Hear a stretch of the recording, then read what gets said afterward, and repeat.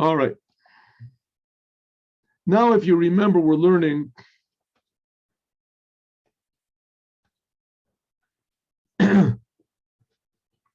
about God appearing to the Jewish people. God appeared to Abraham, Isaac, and Jacob, but on a very sort of low level. But Abraham did do one commandment that was a very great revelation of God, just like on Mount Sinai, and that was the circumcision. That godliness came into the world. Like I said before, God wants to be revealed here, and God only can be revealed here. In the upper worlds, it's just a ray of God. This physical world, God can reveal his essence, the essence of God, above all the spiritual levels, above all the pre-spiritual levels. This is God's essence. God's essence can only be expressed in this physical world when the Jews do what God wants. That reveals God's essence. That happened in a big way on Mount Sinai. On Mount Sinai, God gave the Jews a little bit of a shot of what it means, his essence, by doing his Torah. He gave the Torah. So we're talking about God revealing himself. That's this whole Torah portion, Vo'era. God appeared. So he appeared to Abraham in a very sort of a low level. Abraham, Isaac, and Jacob. And a low level of godliness. That's this name called El Shaddai. But to Abraham, when he gave him the circumcision, that he appeared to Abraham in his essence. But it was very small, very limited. On Mount Sinai, God appeared in an infinitely greater way to all the Jewish people. Then there was a true revelation of the essence of God in this physical world in a permanent way. In a permanent way that it could be in the physical world. But it wasn't in the whole entire world. And it was not for all mankind. It was only for the Jewish people. And it was only really in the Holy Temple and the Tabernacle. So Abraham and Isaac and Jacob, they received a sort of a very low level of godliness. At Mount Sinai, we received a tremendously high level of godliness. High level. But that itself is absolutely nothing compared to the revelation that's going to be in the days of the Mashiach, especially in the raising of the dead, which that's like the end stage of the coming of the Mashiach. It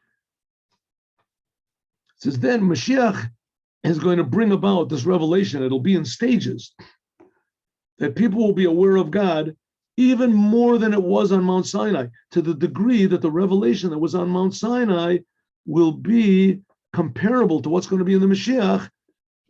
It'll be, I say, a bigger distance from Mashiach than the revelation to Abraham, Isaac, and Jacob was to the giving of the Torah. So in other words, we have step one is that God appeared to the Abraham, Isaac, and Jacob in a low way. Step two is Mount Sinai, an infinitely higher way.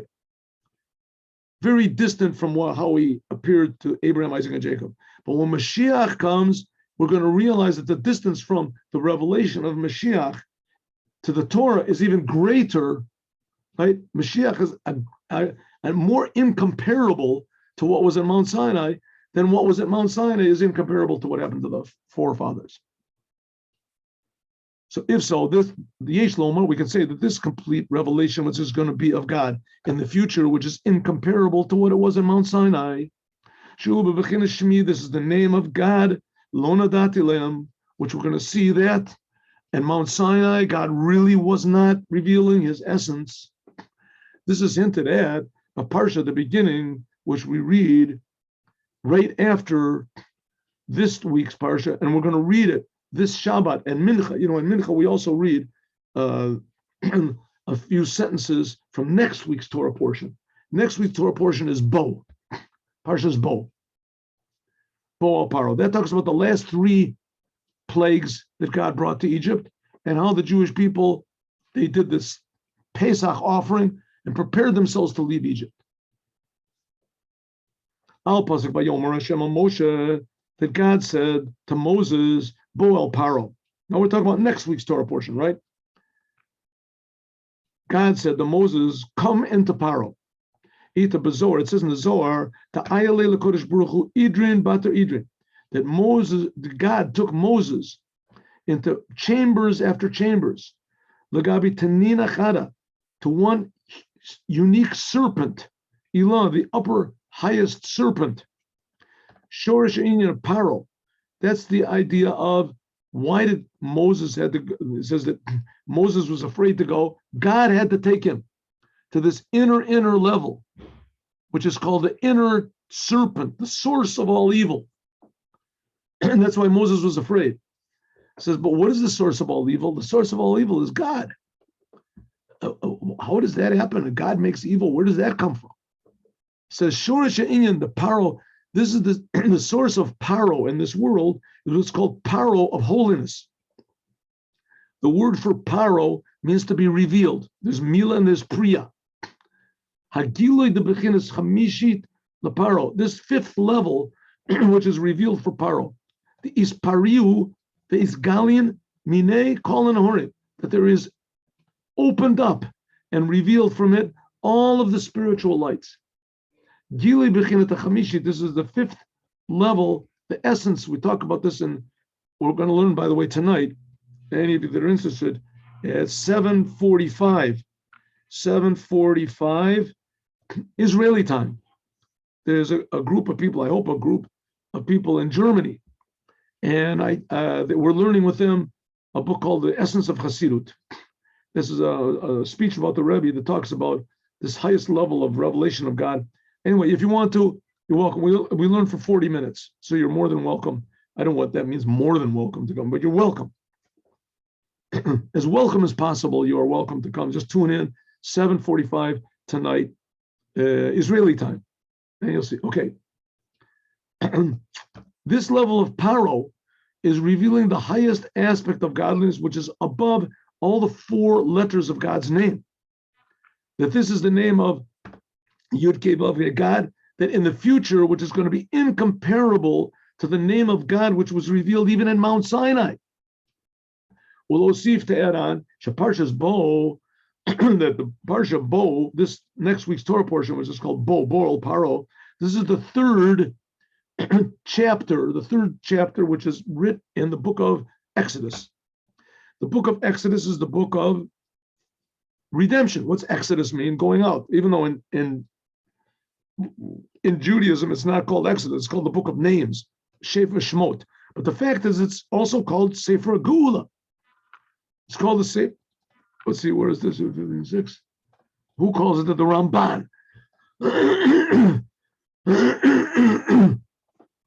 Ramban calls the book of Exodus the book of Geula.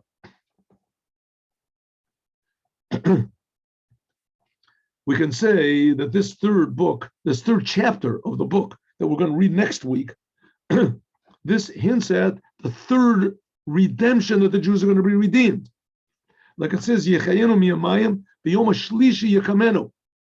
Like it says, there's a prophecy that says by Hosea, a prophecy by Hosea. It says that God will enliven us for 2 days, and on the third day, He will raise us up. Where is it? The third day, He will raise us up, and we will live in front of Him. And that's the third redemption. The first redemption was we got out of Egypt. The second redemption was we got out of Babylon. The third redemption, that's what we need now. We're on the third exile after the destruction of the second temple. In more detail, these 3 Torah portions, Shemot, the first chapter of the book of Exodus, Va'era, the second, Bo, and the third, they correspond to the 3 general periods in Judaism. Before the giving of the Torah, and in the future. Like we said, the 3 levels of revelation of God to Abraham, Isaac, and Jacob, to the Jewish people of Mount Sinai, and Latid Lavu in the future when Mashiach comes. Shemot, and then it talks about the Jewish people being in Egypt and everything that prepared for it, like Abraham, Isaac, and Jacob, and Yosef taking the Jews into Egypt, taking the Jewish people into what's called Korah Barzel, into the iron pot. That was the first revelation. By means of this, it made a preparation for the giving of the Torah. the giving of the Torah, that's the second period.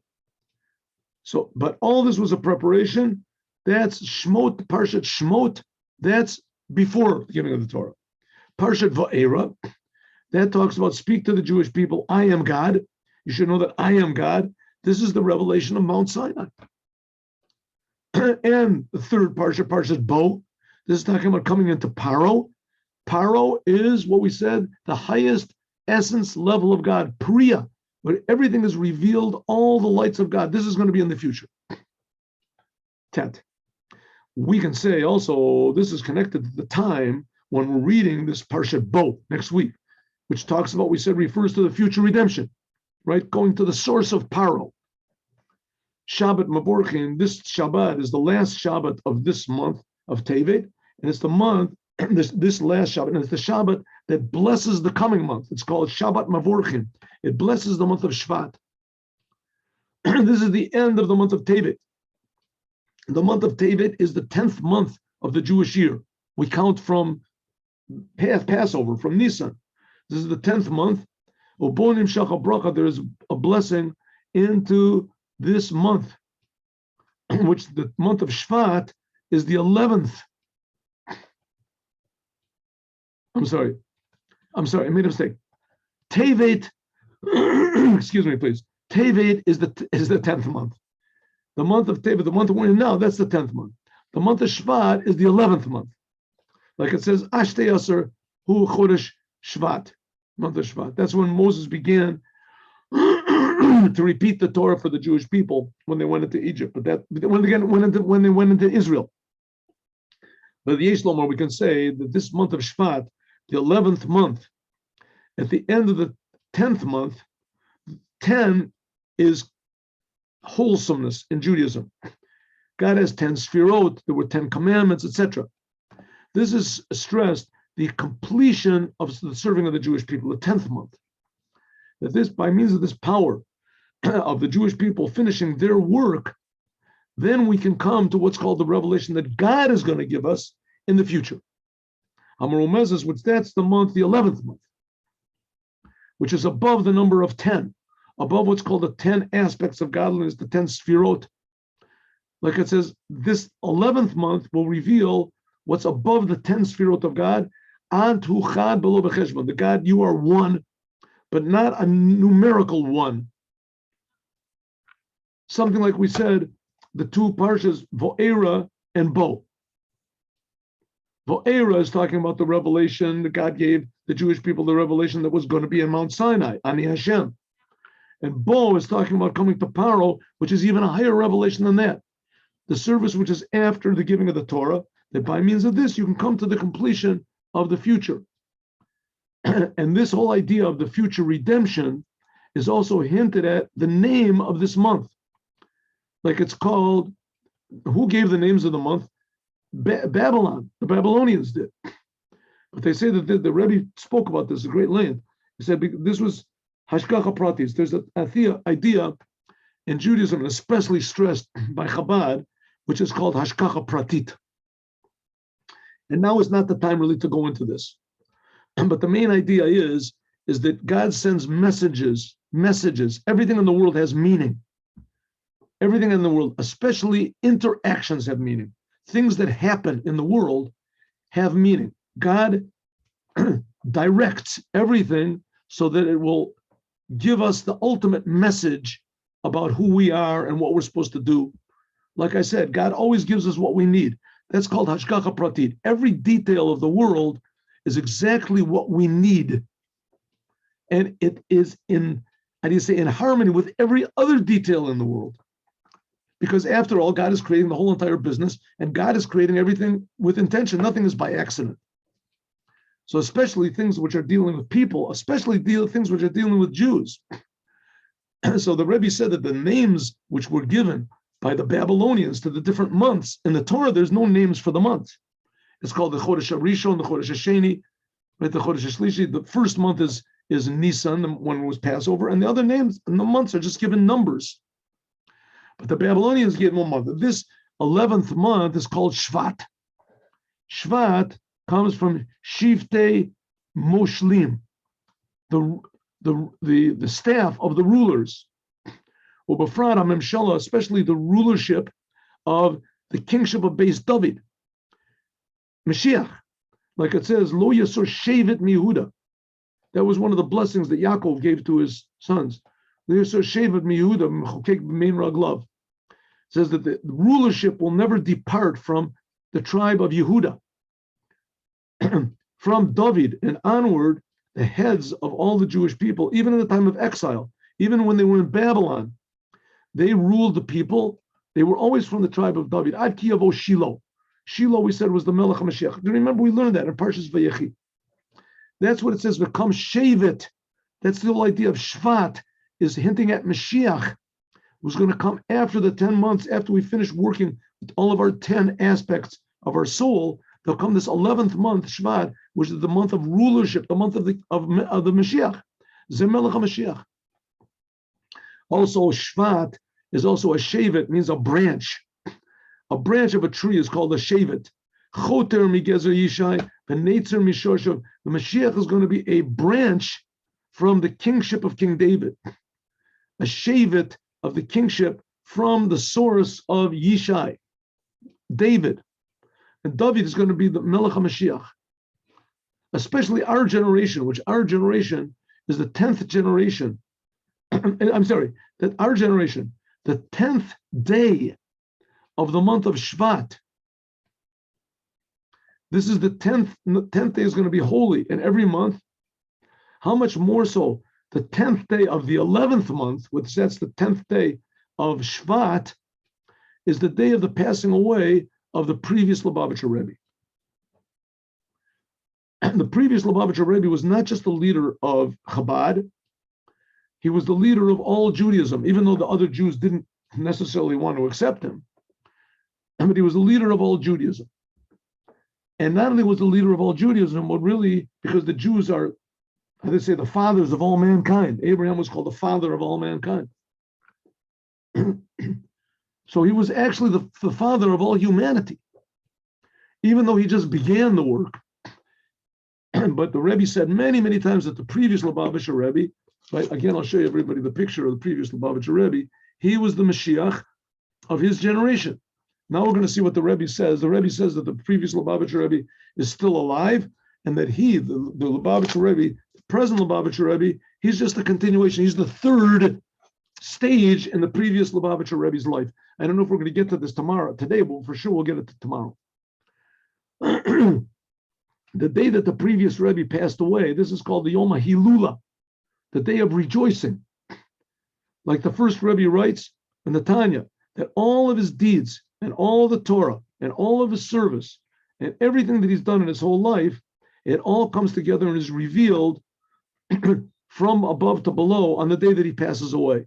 Upol Yeshua B'Kerav Oretz. And the main thing is that it has an effect on the world, which that's the purpose of the creation of the world, and that's the purpose of the Jewish people.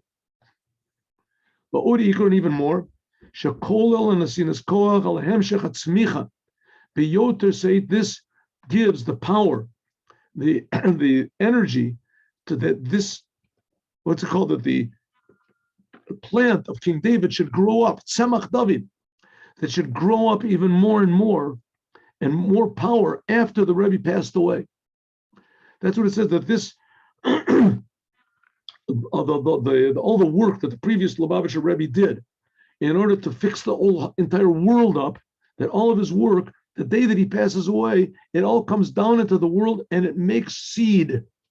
It plants seeds in the world. All of the deeds that he did and all of the Torah that he lived and his whole day, all the days of his life, until finally it makes a seed that grows up the future redemption. By means of Mashiach Tzidkenu B'Dorenu Zu. In our generation. This generation is the last generation of exile and the first generation of the redemption. Ka'ayrusa, like the previous Rebbe said, Shekavar Kalu Kolakitzim, that everything's already finished and was all ready for the future meal. The table is set of the Leviathan, the big fish, whatever, the spiritual, and the shora boar, and the pure ox, the wild ox, and the wine which is kept in the has been waiting for the Mashiach to come. Now, again, just so that we shouldn't think that this is some sort of a fairy tale or some sort of a, a Baba Maisa that we're talking about. So again, just basic, when man was created, he was supposed to live forever. So really, eternal life and eternal good and eternal revealed godliness, that's natural. That's what nature is supposed to be. That's what nature is supposed to be. And man was put here, Adam, the first man, he was put in to even improve that situation, to reveal godliness even more. So therefore, the whole idea of the giving of the Torah would be on a totally different level. Adam was supposed to be like the fathers were, Abraham, Isaac, and Jacob, and automatically in his life, because he wouldn't die, that wouldn't be at the end of his life, there would be the giving of the Torah, but on a much higher level. And still they'd have to work even more, but everything would be on a whole different level of reality. And finally, the idea of the Mashiach coming, it would be a whole different pleasant way. The revelation of the coming of the Mashiach would be the same, because they're the essence of God. But that's ideal. What the real reality, nature, healthy world is the way it's supposed to be, like Adam was. As soon as Adam ate from the tree, and later on, when the Jews sinned with the golden calf, so it made the whole world sick. It made the whole world, like in a coma, like in a stupor, like a zombie. The whole world is a zombie world. And we think that we're living, this is reality, this is nature, right? We don't know what God is, we don't know what truth is, we don't know what life is, we don't know what good is, we don't know what happiness is, we don't know. So we make up all sorts of other things. We say that's what truth is, or there is no truth. And so that's what the Rebbe is trying to reveal. He's not trying to reveal something that never was before. It's never good. That all of a sudden people will see, God is going to come from the heavens or something, from Valhalla or wherever it is, or from Mount Olympus. He's going to reveal himself. No, God is creating the whole world. He's everywhere. We just don't see it. We don't see it, and we don't feel the truth. And the truth is that when God is revealed, then we'll feel more responsible to him. We'll want to serve even more. We'll want to reveal even more godliness, like Adam did. So it says, that's what we can say, that this whole idea is revealing the day of the passing away of the previous Lubavitcher Rebbe, that he was the Mashiach of his generation. He just wanted to reveal this truth. And he passed away on the 10th day of Shvat, of the 11th month. 70 years old. He was 70 years old in this world. And also the years that came afterwards. More than 40 years. The Rebbe is talking about his lifetime now, because the Rebbe, he took over from the previous Rebbe. 1 year after the previous Rebbe passed away, the Lubavitcher Rebbe, he took over. So the Lubavitcher Rebbe, he took over on the 11th day of Shvat, the next year. So it says the previous Rebbe, he lived in this world for 70 years. But in his body, if you want to call it. Now he's continuing. How? Through the Rebbe himself. Now there's already been more than 40 years. The Rebbe said this in 1991, and the previous Rebbe passed away in 1950. So this, we can say it's divided, the previous Rebbe's life can be divided up into 3 stages. Similar like the 3 stages we talked about before Matan Torah, the giving of the Torah, and the days of the Mashiach. The previous Rebbe's life can also be divided into these 3 levels. It's also similar to the 3 Torah portions we just finished saying, Shmot, Ve'er, and Bo. The first period was the first 40 years of the previous Rebbe's life, which was from when he was born, Tafresh Men until Tafresh Pei. That was when his father passed away. Then he was the son of the Rebbe. He was the son of the 5th Rebbe. Then that was the time of his father was the ruler. He was the leader of Chabad. Then he began this idea of spreading out Judaism, and especially because he made the yeshiva of Tomchei Tamimim. This is something like Abraham, Isaac, and Jacob, that they prepared for the giving of the Torah. The second period in the life of the previous Rebbe was the 30 years, right? 30 years that he was the Rebbe in his life.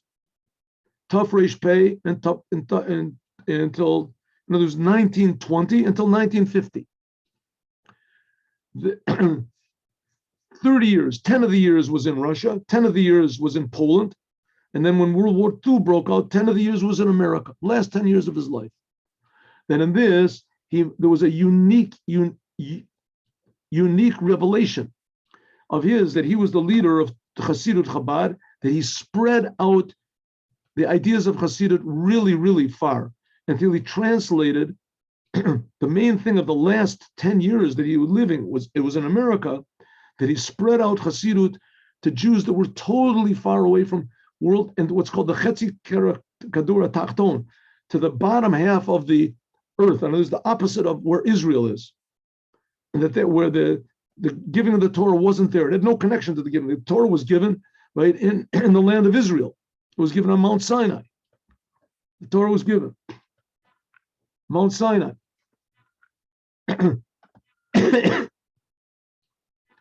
Like it says, the Dugmas Achirish, the Matan Torah. I mean, then it wasn't the land of Israel, but they're giving the Torah was given.